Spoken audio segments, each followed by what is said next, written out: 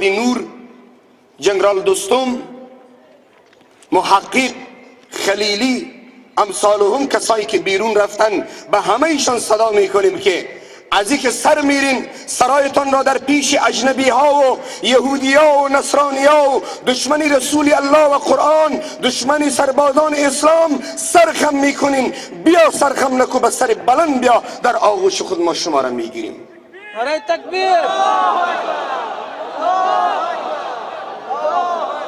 ملت در خدمتت، وطن در خدمتت، آغوش وطن، آغوش ملت، آغوش سربازان امارت اسلامی و بزرگان امارت اسلامی به شما رهبران همه باز هست. پس روزه الوداع علی عبدالله الحسین و عزت زندگی دیدن در این کشور. السلام علیکم و رحمت الله و برکاته. ما کاملا از امنیت امروز اظهار خوشحالی داریم و شادمانی داریم و تشکری میکنیم.